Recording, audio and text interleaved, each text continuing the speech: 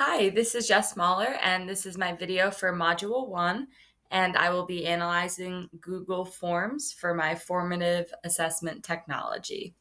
So Google Forms is a great little tool. It's free, and you can use it for pretty much anything.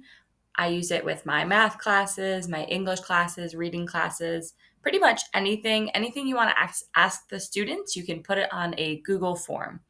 Um, We've been learning a lot about SEL as well. So this could also be like a daily check-in kind of thing.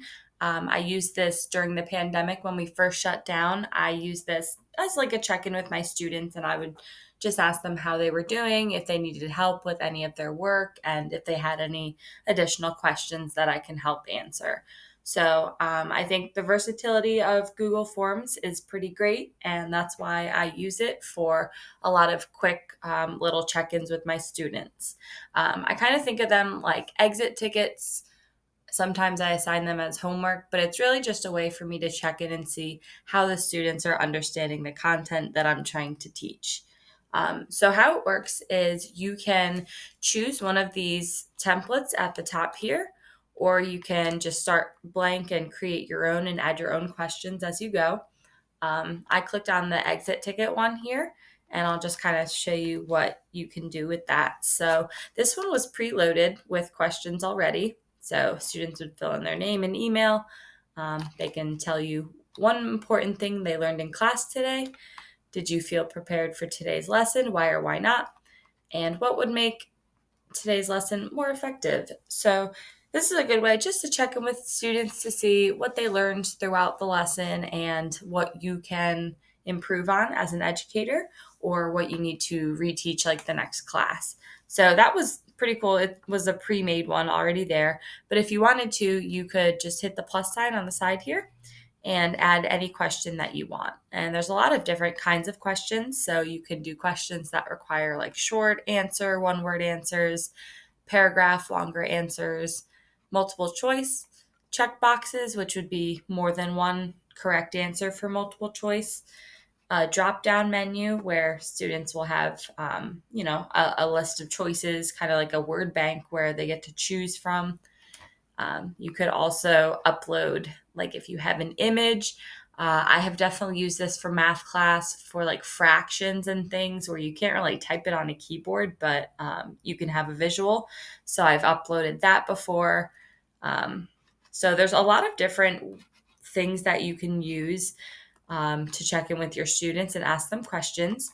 The part that I like most is that the responses, you can export them to a spreadsheet. So all you do is just click that and then hit create, and then it'll open up automatically in another spreadsheet with all of the responses from your students. And this will be updated in real time. So if I have students doing this in class, I'll have this window open up on my computer and I will continue to check in and just see the responses pop up as they go. And I can also see the answers as they go too. So if I notice a student is like really low, or if they just got all of them wrong, or something went wrong, I can always go up to them and, check in, see if there was a malfunction with their technology or if they just had no clue. So I think it's a great tool for checking in with students, and it's really, really easy to use, and everything is right there in front of you. So those are the reasons that I like to use it a lot. So I'm going to go through the different assessment of quality. So Key 3 is sound design, and this is ensuring the accuracy of information. So I'll go back to one that I made here. So I made this for math class, lessons 4 and 5 check. They were multiplying and dividing integers. So I went through and I picked out some of the key questions of, when multiplying or dividing, when's the answer positive, when it's a negative. Also just have some basic computation problems down here for the integers. So as far as sound design for this one, it was accurate because I was the one who created it. Now, as long as the teacher is going through and making sure all of the information is measuring what they're trying to measure, then, this could be an accurate form of assessment.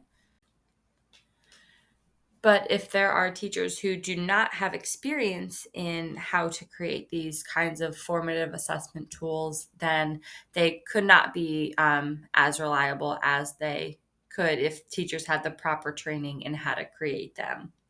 Now, there are some pre-made Google form like check-ins or little quizzes that you can find for free or pay for on Teachers Pay Teachers.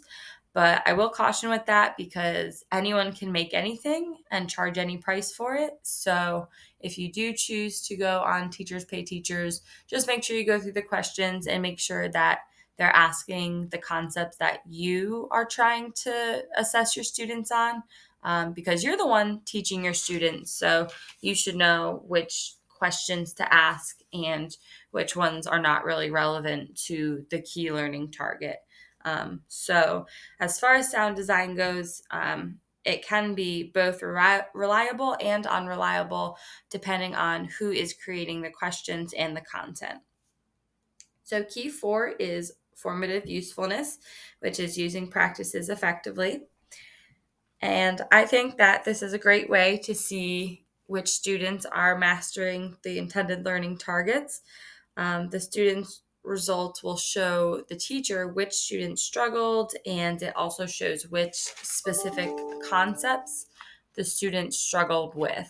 So I'll go to the responses here, and it breaks it down to the points scored for each student, breaks it down point-wise here as well. And then if we continue scrolling down, it tells you how many students got each problem correct and each wrong. So there were some problems where, there was kind of a split in answers. And there were some problems where it was very clear that the students knew what the correct answer was. So using this, I was able to go back and help my students, reteach the concepts that they struggled with, and also, positive reinforce them for, what a great job they did on the ones that they clearly did well on. So I think as far as formative usefulness, this is a great tool to use. And it's, again, really easy because it breaks down all of the information right in front of you. If I wanted to as well, I could go back and when I add individual like responses in here, I can also provide answer feedback. So if a student gets the answer wrong, I can tell them why. I can give them specific targeted feedback of why that is the wrong answer. And then for correct answers, I can also tell them, hey, this is correct and this is why. So I really like that feature on it. I'll admit I don't use it that much, but I really should start. So I think that's really nice that it is already built in there and you can provide those individual explanations for each question. And the last is effective communication. So again, I think that kind of goes with the feedback button here, that teachers are able to provide feedback right into the assessment tool, right along with the question there, and students can see their grade and their score in real time. It is up to the teacher to take action with this, though, because this is merely just a data collection tool. So teachers need to make sure that they are, using this information appropriately to take action with their students and help them the best that they could. So overall, I think this is a great resource to use. I use it a lot and I intend to use it more. However, I will caution you that you need to make sure that the questions match your instructional targets, that students are receiving the feedback that they need, and that teachers are taking action with the results garnered from these formative assessments.